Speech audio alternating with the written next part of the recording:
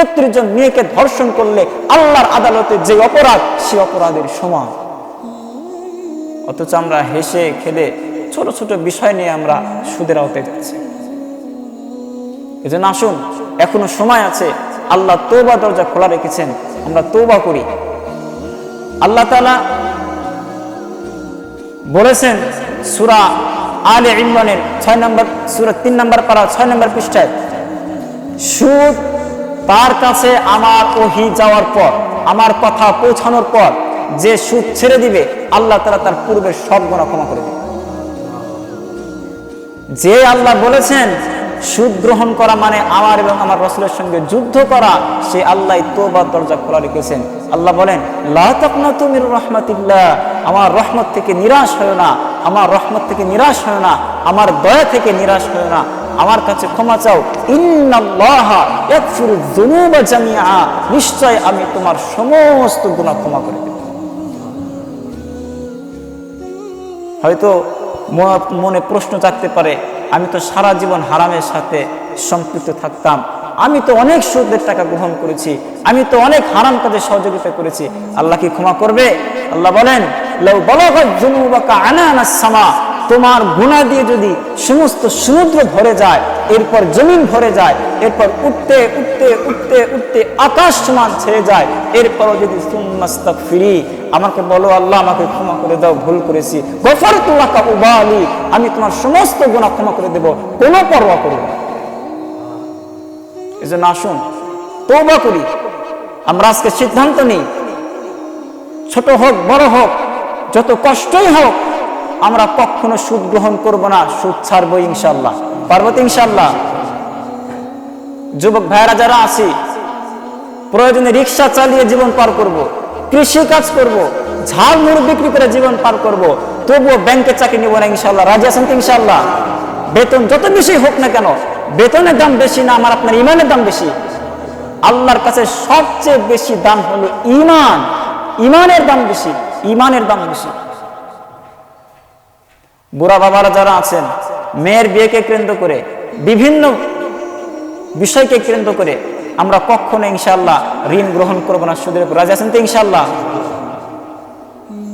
প্রয়োজনে একবেলা খাবো, প্রয়োজনে না খেয়ে থাকবো, তারপর আমরা সুদ গ্রহণ করবো না। পারবো তো ইনশাআল্লাহ? আল্লাহ তাআলা আমাদের সবাইকে এই সুদ থেকে বেঁচে থাকার তৌফিক দান করুন। আজকে ইনশাআল্লাহ শাওয়াল মাসে 2026 সাল, আপনাদের কাছ থেকে ওয়াদাটা আমি নেব। আমার প্রিয় যুবক ভাইরা যারা আছেন, মৃত্যুর আগ পর্যন্ত কখনো আমরা সুদের সাথে জড়িত হব না। রাজি আছেন ইনশাআল্লাহ? আমার সাথে ওয়াদা দিতে রাজি আছেন আল্লাহর কাছে? আমার সাথে বলেন, আশহাদু আল্লা ইলাহা,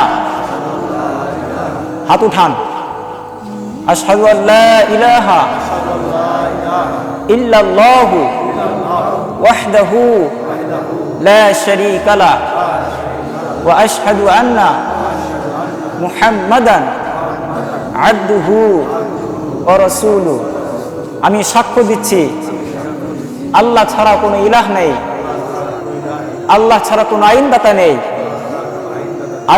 আল্লাহ ছাড়া কোনো বিধানদাতা নেই। আমি আরো সাক্ষ্য দিচ্ছি মুহাম্মদ সাল্লাল্লাহু আলাইহি ওয়াসাল্লাম আল্লাহর বান্দা ও রাসূল। আল্লাহর কাছে আজকে প্রতিজ্ঞা করলাম, মৃত্যুর আগ পর্যন্ত কোনো সুদের সাথে জড়িত হব না। যুবক ভাইয়েরা, আল্লাহর সঙ্গে প্রতিজ্ঞা করলাম, বলেন, মৃত্যুর আগ পর্যন্ত কোনো সুদী ব্যাংকে চাকরি নেব না, প্রয়োজনে কৃষি কাজ করব, রিক্সা চালাবো, তারপরেও সুদের সাথে জড়িত হব না ইনশাআল্লাহ। আল্লাহ তাআলা আমাদের সবাইকে কবুল করুন। হাত নামান। এই ওয়াদা কার সঙ্গে করলাম? আল্লাহর সঙ্গে। যদি ওয়াদা রক্ষা করতে পারি, আল্লাহ তাআলা, আল্লাহ নবী বলেছেন, আল মুহাজিরু মান হাজারা, আল মুহাজিরু মান হাজারা মা নাহাল্লাহু আন, প্রকৃত মুহাজির সে আল্লাহ যা নিষেধ করেছে যে সেটা ত্যাগ করে। আল্লাহ কি সুদ নিষেধ করেছেন নাকি আল্লাহ বৈধ করেছেন? আল্লাহ নিষেধ করেছেন নাকি আদেশ করেছেন? নিষেধ করেছেন। এটা যে ছাড়তে পারবে সেই প্রকৃত মুহাজির। মুহাজির কাকে বলে? যে ইসলামের জন্য, দিনের জন্য, আল্লাহর খুশির জন্য ঘর বাড়ি জমা জমি স্ত্রী সব কিছু ছেড়ে যে দিনের জন্য ত্যাগ করতে পারে, সেই মুহাজির। এখানে ত্যাগ মানে আল্লাহ যেটা নিষেধ করেছেন এটা ছেড়ে দেওয়া। এটা অনেক কষ্ট হবে না? অনেক কষ্ট হবে না? সুদ ছেড়ে দেওয়া অনেক কষ্ট হবে না? ভালো চাকরি ছেড়ে দিয়ে ব্যবসা করা, কৃষিকাজ অনেক কষ্ট হবে না? এর বিনিময়ে আল্লাহ তাআলা আমাদের জন্য রেখেছেন জান্নাত।